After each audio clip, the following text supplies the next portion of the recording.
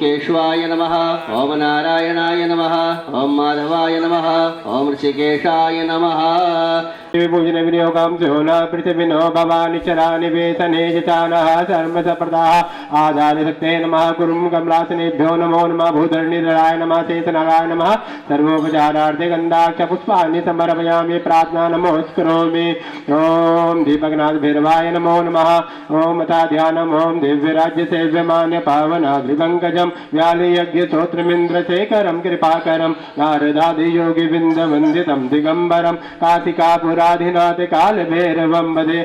ओम योऽन्तः प्रविश्य मम वाचमिमां प्रसुप्तां सञ्जीवयत् शक्तिधरस्वधाम्ना अन्याशहस्तचरणश्रवणत्वगादीर्वाणान् नमो भगवते पुरुषाय तुभ्यम्। उत्तर के बीच की जो दिशा होती है ईशान कोण, इस ईशान कोण के जो देवता हैं भगवान ईशान अर्थात भगवान शंकर हैं। इसी प्रकार से उत्तर के जो देवता हैं वो कुबेर हैं, दक्षिण के जो देवता हैं यम हैं। तो सभी दिशाओं के देवता विद्यमान हैं। उन सबको प्रणाम करते हुए इस भाव से कि हे देवताओं, आप सभी दशों दिशाओं से हमारे परिवार के ऊपर के जितने भी दुष्प्रभाव हैं, संकट हैं, आप उन दिशाओं से उनको रोकते हुए हमारे ऊपर हमेशा अपना वरदहस्त बनाकर रखें। इस भावना के साथ सभी दिशाओं को प्रणाम करेंगे। और प्रणाम कैसे? ऐसे करते रहिए सबको ऐसे। ओम जय तीर्थानि प्रचरन्ति श्रीकाहस्तानि खंगिणः ते खागुं सहस्रयोजने वदन्वानि तन्मसि। नवग्रहों का हम पूजन करेंगे क्योंकि विशेष रूप से नवग्रहों से सभी भयभीत रहते हैं।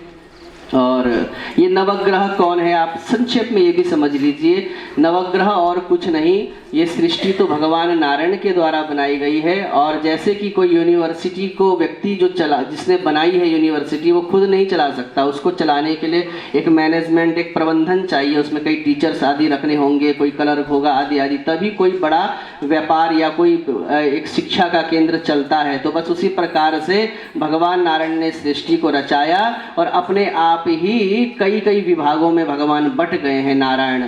तो इस संसार रूपी सृष्टि को चलाने के लिए भगवान नारायण ही, या फिर आप अगर शंकर जी के भक्त हैं तो ये समझना चाहिए वो भगवान शंकर ही नवग्रहों के रूप में 9 रूपों को धारण किए हुए हैं। सूर्य के रूप में वही हमारे भगवान शंकर अथवा भगवान वो वृंदावन बांके बिहारी हमको शुभाशुभ फल प्रदान करते हैं। चंद्रमा के रूप में शुभाशुभ मंगल बुध आदि नवग्रहों के रूप में हमको शुभ अशुभ फल प्रदान करते हैं। तो हमारे कर्मों का फल प्रदान करने के लिए ही भगवान 9 रूप में बटे हुए हैं। ये समझना चाहिए एक रथ है, उस रथ में 9 घोड़े जुते हुए हैं और वो 9 घोड़े ही नवग्रह हैं। और उस 9 घोड़ों की लगाम किसके हाथ में है? भगवान नारायण के हाथ में है, क्योंकि उस दिव्य स्वर्णमय रथ के ऊपर भगवान नारायण विराजमान है अथवा भगवान शंकर विराजमान है। और वो 9 की 9 घोड़ों की लगाम भगवान नारायण के हाथ में है। और यदि आपने नारायण को प्रसन्न कर दिया, नारायण का स्मरण, नारायण का चिंतन यदि आपने किया है, तो घोड़े अगर लगाम खींच दी जाए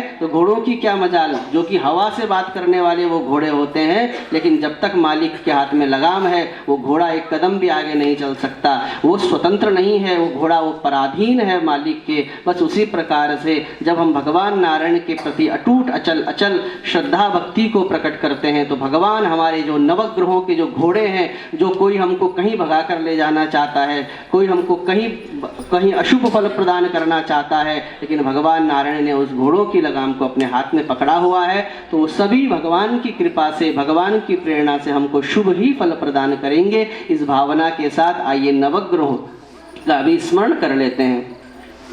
ओम जपा कुसुम संकाशम काश्यपेयम महादुतिम तमोरिम सर्व पापघ्नं प्रणतोस्मि दिवाकरम। सभी बोलेंगे सूर्याय नमः। दधिशंकतुषाराभं चेणोदार्णवसंभवं नमामि शशिनं सोमं शंभोर्मुकुटभूषणं। सभी बोलेंगे चंद्रमसे नमः। धरणीकरणसंभूतं विद्युत्कान्ति समप्रभं कुमारं शक्तिहस्तं तं मंगलं प्रणमाम्यहं। बोलिए भौमाय नमः। प्रियंगोकलिकाश्यामं रूपेण प्रतिमं बुधं सौम्य सौम्य गुणोपेतं तं बुधं प्रणमाम्यहं। बोलिए बुधाय नमः। देवानां च ऋषीणां च गुरुं काञ्चन्न सन्नविं बुद्धिभूतं त्रिलोकेशं तं नमामि बृहस्पतिं बोलिए गुरवे नमः। हेमकुंडमृणालाभं दैत्यानां परमं गुरुं सर्वशास्त्र प्रवक्तारं भार्गवं प्रणमाम्यहं बोलिए शुक्राय नमः। नीलांजन समाभासं रविपुत्रं यमाग्रजं छायामार्तंड संबोधं तं नमामि शनैश्चरं बोलिए शनये नमः। अर्धकायं महावीरं चंद्रादित्य विमर्दनं सिंहिकागर्भ संभूतं तं राहुं प्रणमाम्यहं बोलिए राहवे नमः। पलाश पुष्प संकाशं तारकाग्रहमस्तकं रौद्रं रौद्रात्मकं घोरं तं केतुं प्रणमाम्यहं बोलिए केतवे नमः। अब 9 ग्रहों की एक साथ प्रार्थना कीजिए। हमको कौन सा ग्रह क्या प्रदान करे, शब्दों के अनुसार मांगा है। यदि मांगने का ढंग अच्छा हो तो न देने वाला व्यक्ति भी दे देता है, और मांगने का ढंग अच्छा ना हो तो सामने वाला भले ही दानी क्यों ना हो तो भी अगर कोई अच्छे तरीके से ना मांगे तो फिर वो भी नहीं देता है।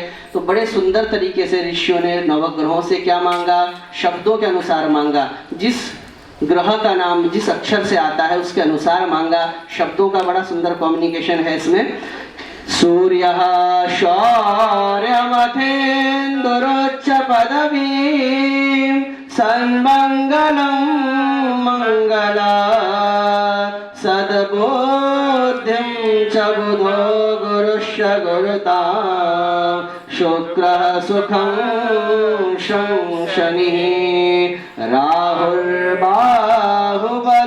करोतु सततं केतुः कुलस्योन्नतिं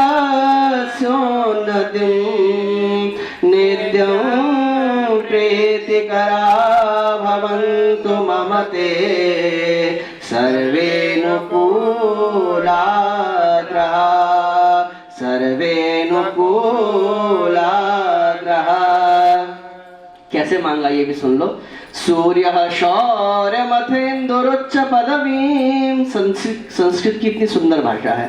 सूर्यः शौर्य, सूर्य हमको शौर्य प्रदान करे।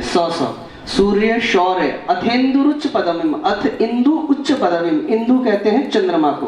तो इंदु हमको उच्च पदवी प्रदान करे। इंदु उच्च पदवीं, ई ऊ का तालमेल मिलाया।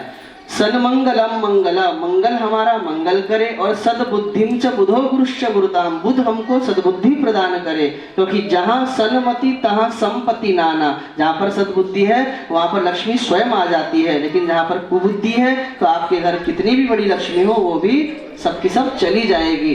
सद्बुद्धिं च बुधो गुरुश्च गुरुताम, और गुरु हमको गुरुता अर्थात श्रेष्ठता प्रदान करे।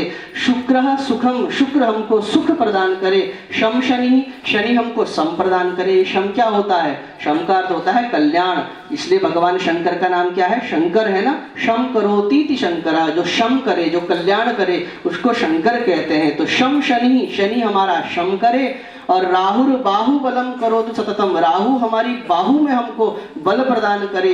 और केतु कुलस्योन्नतिम, केतु हमारे कुल की उन्नति करे। कुल की उन्नति का मतलब सिर्फ ये नहीं कि संतानोत्पत्ति, कुल का उसकी उन्नति के मतलब जो हमारे घर में संतान हो वो वैदिक सनातन धर्म के प्रति आस्था रखने वाली हो, तीर्थ धाम के प्रति आस्था रखने वाली हो। जैसे आप आस्थावान हैं तभी यहाँ पर आए हैं।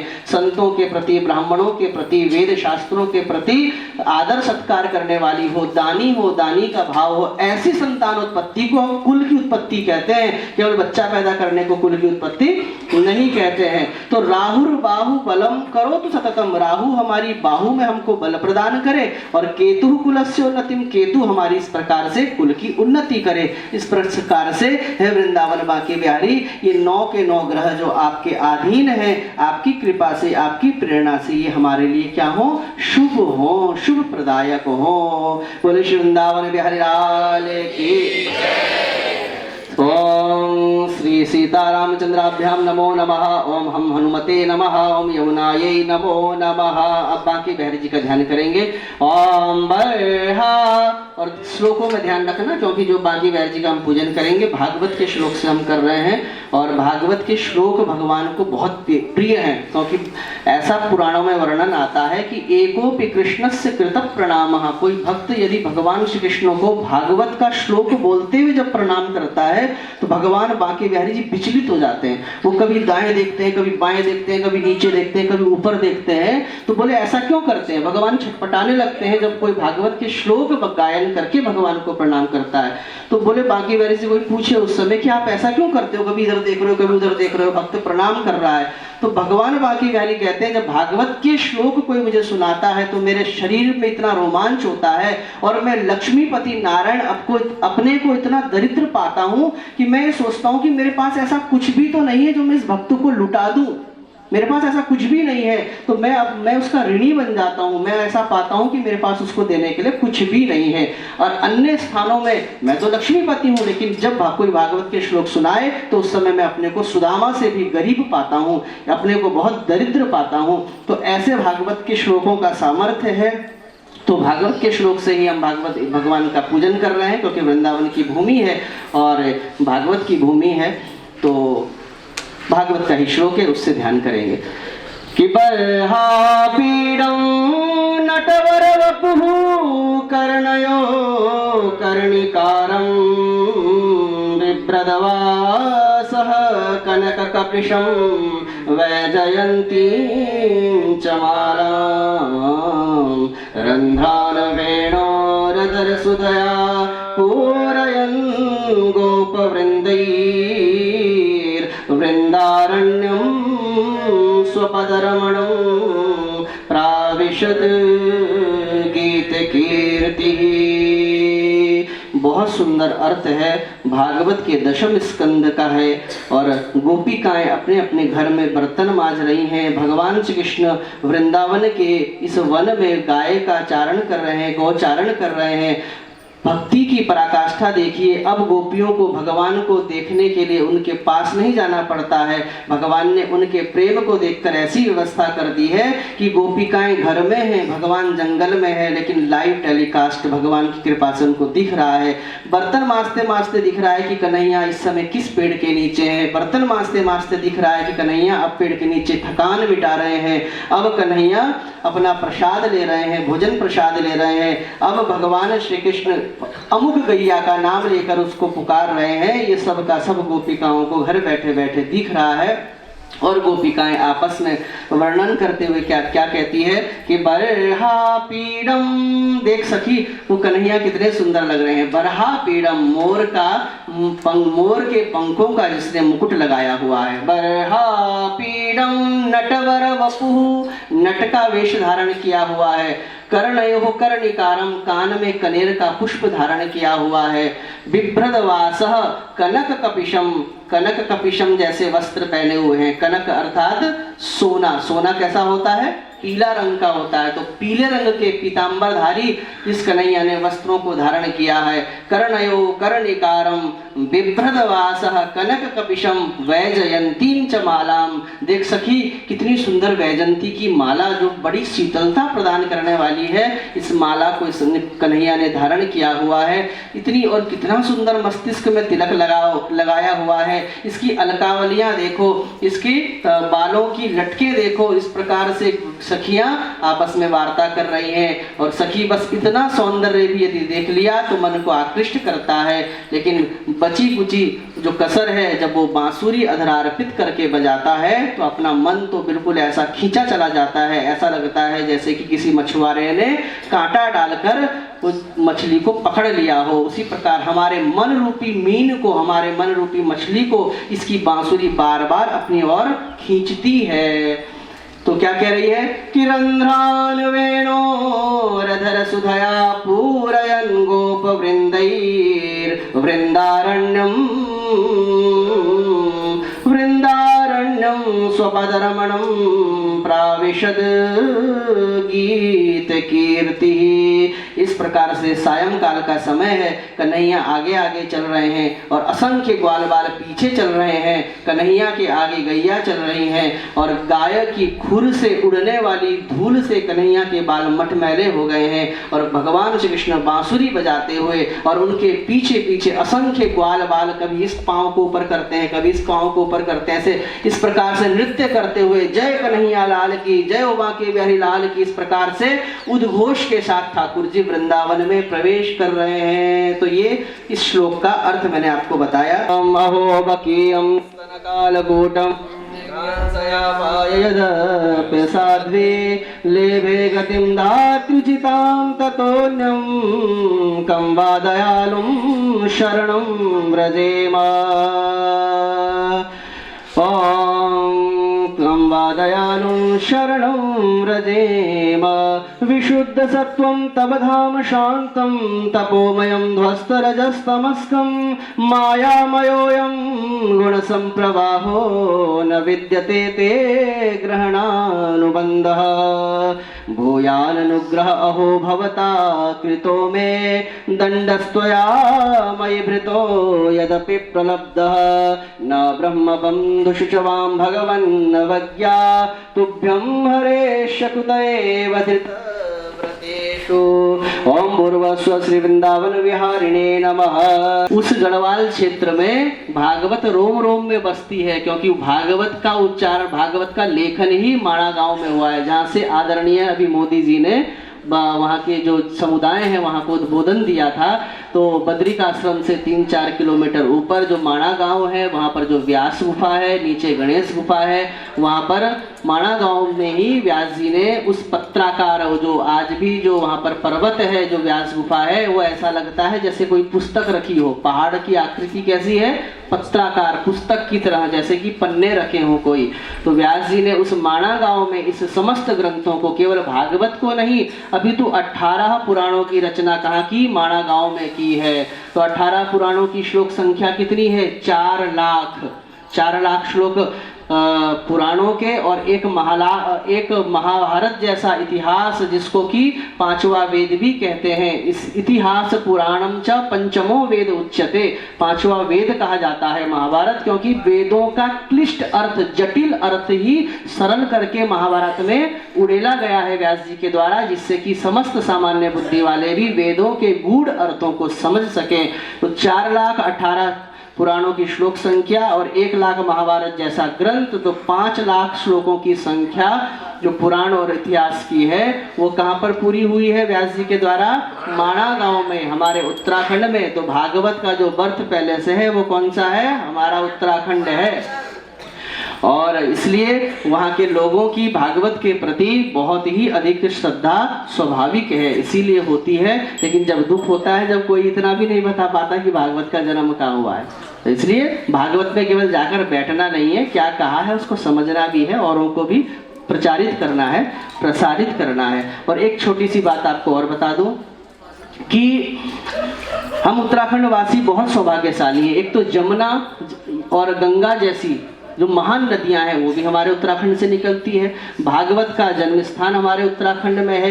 ये चीजें तो हैं ही, और साथ साथ में आप ये जो ब्रह्मांड है 14 लोकों से निर्मित ब्रह्मांड कहा गया है। 7 लोक ऊपर हैं, 7 लोक नीचे हैं। हम त्रिलोकी कहते हैं ना, 3 लोक के स्वामी कहते हैं। तो ये तो सरल भाषा में कहते हैं। 3 लोक का स्वामी मतलब एक ऊपर के लोक हो गए, एक नीचे के हो गए और एक बीच का हो गया। तो शॉर्ट में त्रिलोकी कह देते हैं। जो कि लोक कितने होते हैं? 14 लोक होते हैं।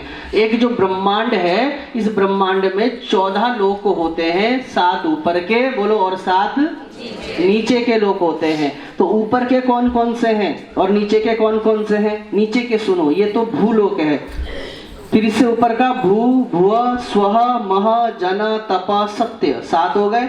और फिर नीचे अतल, वितल, सुतल, महातल, रसातल, तलातल, रसातल, पाताल, ये 7 लोक नीचे के हो गए। ये समझ लीजिए नीचे का जो पाताल लोक है ये भगवान नारायण का विराट पुरुष का तलवा है, और ऊपर का जो ब्रह्म लोक है सबसे ऊपर का, वो भगवान का मस्तिष्क कहा गया है। बृहद चर्चा है, मैं आपको संक्षेप में जो बताना चाह रहा हूँ। तो इस प्रकार से एक ब्रह्मांड की कल्पना है, और उसमें जो ये पृथ्वी लोक है, और इस पृथ्वी लोक का 54 करोड़ क्षेत्रफल है। इसका जो भागवत में वर्णन आता है, इतना बड़ा क्षेत्रफल इस पृथ्वी का है। और इसमें 7 द्वीप हैं। कितने द्वीप हैं? 7 द्वीप हैं। और जो हम जिस द्वीप में रहते हैं, हमारा द्वीप का नाम क्या है? जम्बू द्वीपे। और जो और इस एक जम्बू द्वीप में अलग अलग वर्ष भी हैं, जिसमें भारतवर्ष भी एक खंड है, भारतवर्ष अजनाब खंड। तो जम्बू द्वीपे भरत खंडे भारतवर्षे, तो हम किस वर्ष में रहते हैं? भारतवर्ष में रहते हैं। तो ऐसे ही कई गुप्त रूप से अन्य वर्ष भी हैं जिसको विज्ञान नहीं खोज पाएगा, तो अन्य वर्ष भी हैं। तो सब अलग अलग 9 वर्ष हैं। कितने हैं? 9 वर्ष हैं। उन 9 वर्षों के अलग अलग देवता कहे गए हैं। क्या कहे गए हैं? अलग अलग देवता कहे गए हैं, और अलग अलग उसके वहां पर अलग अलग जो हमारे मुख्य देवता हैं वहां पर समाधि में जगत कल्याण के लिए विराजमान हैं। तो ऐसे ही जो भारतवर्ष के देवता हैं, तो भारतवर्ष के देवता कौन है? ऐसे अलग अलग वर्ष के अलग अलग देवता हैं। तो पूरे भारतवर्ष के देवता कौन है?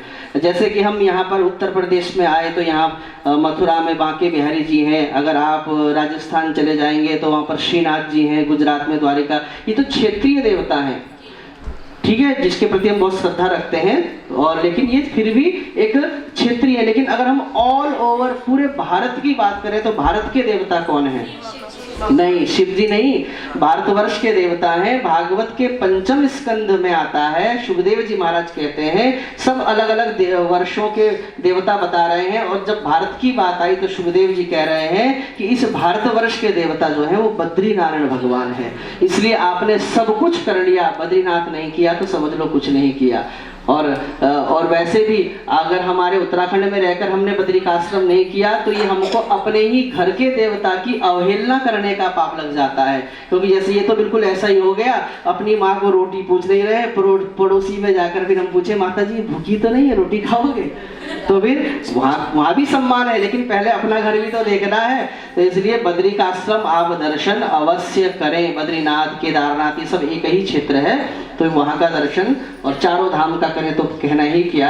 तो आज आपको ये बहुत बड़ी बात, क्योंकि हमको भी भागवत पढ़ने के कई वर्षों बाद एक दिन मैं 5वें स्कंद पढ़ रहा था, तब मेरी दृष्टि गई कि अरे यहाँ पर ये लिखा हुआ है। तो पूरे भारतवर्ष के देवता बद्रीनाथ भगवान है। बद्री नारायण नारायण नारायण, बद्री नारायण नारायण नारायण, श्रीमन नारायण नारायण नारायण, श्रीमन नारायण नारायण नारायण, श्रीमन नारायण नारायण नारायण, श्रीमन नारायण नारायण नारायण, श्रीमन नारायण नारायण नारायण, श्रीमन नारायण नारायण नारायण,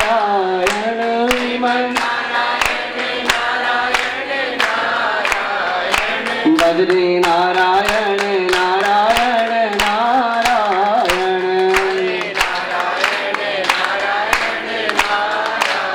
इसलिए हम बड़े सौभाग्यशाली हैं। वो आता है ना, वो धरती हमरा गढ़वाले की, कतगारो तेली स्वाणी चाओ, कतगारो तेली स्वाणी चा, पंच बदरी पंच केदार पंच प्रयाग यक चिन्ह, पंच प्रयाग यक चिन्ह, पंच पांडवों के भाग हमरा धन धन, भाग हमरा धन धन। फिर आगे मुझे आता नहीं, फिर अंत में वही धरती हमरा गढ़वाल की, कतगारो तेली स्वाणी चाओ, कतगारो तेली स्वाणी चा। बोले बद्रीनाथ भगवान के। ओम भूर्भुवः स्वः। आज हमने गढ़वाली भजन से बाकी हर जी का पूजन हो गया। एक मिनट थोड़ा सा रह गया अभी। ओम श्री वृंदावन बिहारिणे नमो नमः। नैवेद्यम निवेदयामि, धूपम दीपम आग्राहपयामि, हस्तप्रक्षाल पूर्वकम नैवेद्यम निवेदयामि, साद्गुण्यार्थे द्रव्य दक्षिणां समर्पयामि। ओम हिरण्यगर्भ गर्भस्थं एव बीजं विवावसो अनंत पुण्य फलदं मतः शांतिं प्रयच्छ मे, साद्गुण्यार्थे द्रव्य दक्षिणां समर्पयामि। पुनः ध्यानम्। ओम राधा साध्यं साधनं यस्य राधा मंत्रो, राधा मंत्रदात्री च राधा, सर्वं राधा जीवनं यस्य तस्य राधा राधा राधा वाचि किं तस्य शेषम्। बोलिबा के बहलाले की श्री गोपीश्वर महादेव की, श्री रंगनाथ जी भगवान की, श्री गोविंद देव जी महाराज की, श्री वृंदावन धाम की, यमुना मैया की जय जय श्री राधे, जय जय श्री राधे, जय जय श्री राधे। सचंद्र पूर्वे साध्याः सन्ति देवाः अजः संवृतः पृथिवीरसाच विश्वकर्मणो जो देवेभ्यो जातो नमो रुचाय ब्रह्मे रुचं ब्राह्मं जनयन्तो देवा अग्रे ततब्रुवन्नादस्त्वेवं ब्राह्मणो विजातस्य देवा असन्वसे श्रेष्ठते लक्ष्मी च पद्मं महोरात्रे ॐ मयि काला सर्वलोकं मयि खा सदा पूर्णे अन्नपूर्णे सदा पूर्णे शंकर वल्लभे शंकर प्राण वल्लभे ज्ञान वैराग्य सिद्ध्यर्थम ज्ञान वैराग्य सिद्ध्यर्थम भिक्षां देहि च पार्वती भिक्षां देहि च पार्वती माता च पार्वती देवी माता च पार्वती देवी ईश्वरः पिता देवो महेश्वरः पाण्डवा शिवभक्ताश्च पाण्डवा शिवभक्ताश्च स्वदेशो भुवनत्रयम् स्वदेशो भुवनत्रयम् सर्वे भवन्तु सुखिनः सर्वे भवन्तु सुखिनः सर्वे सन्तु निरामयाः सर्वे सन्तु निरामयाः सर्वे भद्राणि पश्यन्तु सर्वे भद्राणि पश्यन्तु मा कश्चित् दुःखभाग् मा भवेत्। कश्चित् दुःखभाग् भवेत्। बोले अन्नपूर्णा मैया की जय गोपीश्वर महादेव की जय रंग जी भगवान की जय अयोध्या धाम की जय मथुरा धाम की जय श्री वृंदावन धाम की जय काशी विश्वनाथ की जय यमुना महारानी की जय गंगा मैया की केदारनाथ बाबा की जय बद्रीनारायण भगवान की जय यमुनोत्री मैया की जय गंगोत्री यमुना मैया की जय हनुमान जी महाराज की जय रसोईया पुजारी की जय कोठारी भंडारी की जय सब भक्तन की जय सत्य सनातन धर्म की जय धर्म की जय हो धर्म का नाश हो प्राणियों में सद्भावना हो विश्व का कल्याण हो गौ माता की जय हो। सेवा हो। बोलो सत्य सनातन धर्म की जय। अब आप सभी भोजन कर सकते हैं माता अन्नपूर्णा का स्मरण करते हुए उनका कृपा प्रसाद समझते हुए खाना खा लीजिए फिर चाय अपने लिए। छोटी छोटी जानकारी भी लेते रहिए। एक तो जूते चप्पल पहनकर कभी भोजन नहीं करना चाहिए। चलो घर में हम करते हैं सो करते हैं, लेकिन तीर्थ में आकर यदि इतना पालन नहीं किया तो फिर वो बेकार है। मर्यादाओं का पालन करें। भोजन वैसे तो प्रयास करें, घर में भी कभी भी जूते चप्पल पहनकर भोजन ना करें। आजकल करना तो छोड़ो, बनाता भी आदमी जूते चप्पल पहन के ही है। तो जूते चप्पल पहनकर भोजन कभी नहीं करना चाहिए। एक दो बातें सीख कर जाओ तो ही इस यात्रा में आने का लाभ है। और जब हम भोजन करते हैं तो पानी का गिलास किस तरफ होना चाहिए, राइट हैंड में या लेफ्ट हैंड में? हमको सुविधा बाएं हाथ में होती है, इसलिए अधिकांश हम लोग बाएं हाथ में रखते हैं, क्योंकि दाएं से खाते हैं तो बाएं से उठाने में आसानी होती है। लेकिन शास्त्र कहता है भोजने च यदा वामे पूजा काले च दक्षिणे तज्जलम मदिरा तुल्यम अन्न गोमांस भक्षणम। पूजा करते हुए भोजने च यदा वामे, भोजन करते हुए बाईं ओर रखा हुआ जल और पूजा करते हुए दाईं ओर रखा हुआ जल मदिरा के समान होता है, शराब के समान होता है। और अन्न गोमांस भक्षणम, बाईं ओर यदि आपका गिलास है तो आपका भोजन इतना दूषित माना गया है, बोले वो गोमांस के समान दूषित हो जाता है, गोमांस हो जाता है। इसलिए भोजन करते हुए जो पानी का गिलास है अपने दाईं ओर रखना चाहिए, दाएं ओर रखें। बाएं ओर रखने से, मैंने इसलिए श्लोक का प्रमाण भी आपको बताया, पुनः जिसके समझ ना आया हो तो समझ ले।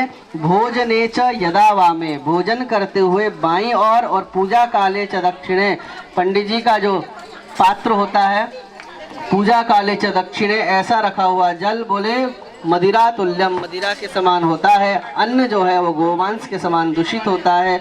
इसलिए सभी अपने अपने गिलास को दाहिने ओर रखें हमेशा, यहीं पर नहीं, अपने घर में भी जब भोजन करें तो दाहिने ओर ही अपने गिलास को रखना चाहिए। ये छोटी छोटी जानकारी आपको प्रदान की। बोलिए अन्नपूर्णा मैया की जय। भी जब जाएं तो कम से कम ज़्यादा नहीं तो केवल हाथ जोड़कर अन्नपूर्णा मैया को जरूर प्रणाम करना चाहिए हमें, तभी हमको भोजन करना चाहिए। और यदि हम भोजन का पूरा लाभ लेना चाहते हैं कि वो हमको शरीर को पूर्ण रूप से पुष्ट करे, तो उसके लिए क्या नियम है? कच्ची चीज़ें पहले लेनी चाहिए, जैसे सलाद आदि है। जब कच्चा पक्का मिल जाता है तो वो इतना लाभ नहीं पहुंचा पाता शरीर को, और जो हमारा सिस्टम अंदर लगा हुआ है तो कच्चा पक्का उसको एक साथ पकाने में दिक्कत होती है, क्योंकि सब दोनों की टाइमिंग पकने की अलग अलग है। तो कच्चा पहले खाएं और पक्का बाद में खाना चाहिए, एक नियम ये है। और प्रातः काल पानी पीने का बहुत बड़ा महत्व है। मध्याह्न समय में, मध्याह्न काल में मट्ठा पीने का, दही खाने का, भोजन में दही लेने का औषधीय के समान, हमको औषधि के समान उसका लाभ प्राप्त होता है। और रात्रि काल में सोने से पूर्व दुग्ध पान का विशेष महत्व है, इसलिए कहा है प्रातः काल जो पानी पिए, मध्याह्न जो मट्ठा, सायं रात्रि काल में जो दूध पिए हो जाए हट्ठा खट्टा। राधे राधे। राधे राधे राधे राधे आनंद आ रहा है? राधे राधे राधे राधे। फुल आनंद आ रहा है? फुल आनंद है। फुल आनंद। राधे राधे। कोई दिक्कत तो नहीं हो रही? कोई कोई दिक्कत नहीं। दिक्कत नहीं। राधे राधे। राधे राधे राधे राधे। आनंद आ रहा है ना? वो बस पे बैठते रहे। राधे राधे राधे। राधे राधे। राधे राधे। राधे राधे राधे।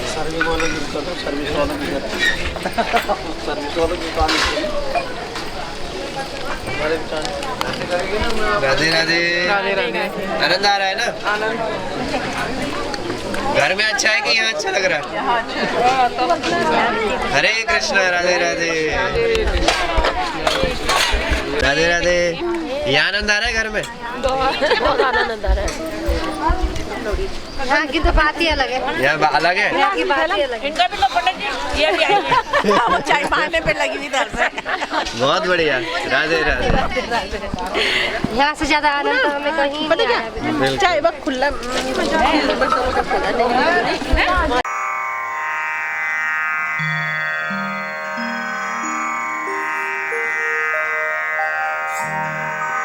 Thank you.